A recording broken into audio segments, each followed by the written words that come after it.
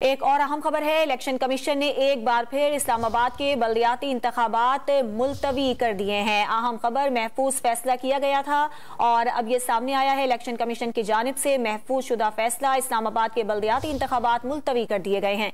इस पर बात करेंगे डॉन न्यूज के नुमाइंदे इरफान खान से। इरफान, अब तक केस की क्या तफसीलात हैं?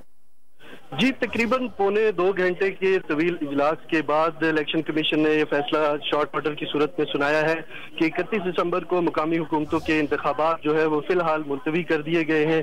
पोलिंग से 4 रोज कबल इलेक्शन कमीशन ने आज इंतखाबात मुलतवी किए हैं और ये फैसला शॉर्ट ऑर्डर की सूरत में सुनाया है। इसमें जमात इस्लामी और तहरीक इंसाफ की जो इस्तदा थी उसे मुस्तरद कर दिया गया है। आज सुबह जब दलाइल शुरू हुए तो डॉक्टर बाबर अवान पाकिस्तान तहरीक इंसाफ की तरफ से पेश हुए। उन्होंने कहा कि जो पार्लियामेंट में जो बिल मंजूर किया गया है उसके ऊपर सदर पाकिस्तान के दस्तखत नहीं है, लिहाजा वो अभी कानून नहीं बना, तो इंतखाबात अपने वक्त पर ही होंगे। अगर ये कानून बन भी जाता तो आइन के मुताबिक इलेक्शन कमीशन को जो इंतखाबात थे वो पुराने कानून के मुताबिक ही कराने थे। उन्होंने कहा कि इस्लामाबाद को गुज़िश्ता 2 साल से उनके नुमाइंदगी से महरूम किया गया है। अभी इलेक्शन कमीशन का हक बनता है कि जो इलेक्शन है वो अपने मुकर्रर वक्त पे करवाए जाएं। इरफान, ये बताइएगा कि समाअत के दौरान जमात इस्लामी के वकील का क्या मौक़िफ़ था इस मामले पर?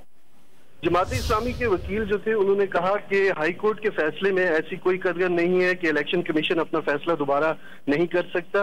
हाई कोर्ट का जो फैसला है उसमें यही कहा गया है कि जो हुकूमत है उसका मौक़िफ़ सुना जाए, इसके बाद इलेक्शन कमीशन अपना फैसला दोबारा करता है। उन्होंने कहा कि अगर इलेक्शन कमीशन इसमें कोई दबाव लेता है या जो पार्लियामेंट ने जो कानून मंजूर किया उसकी तरफ से कोई दबाव लेता है तो इसका मतलब है कि हुकूमत जो है वो इलेक्शन कमीशन के इख्तियारात जो है वो महदूद करना चाहती है।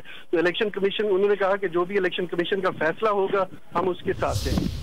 इलेक्शन कमीशन ने एक बार फिर इस्लामाबाद के बल्दियाती इंतखाबात मुलतवी कर दिए हैं। महफूज शुदा फैसला सुना दिया गया है। बहुत शुक्रिया इरफान आपका।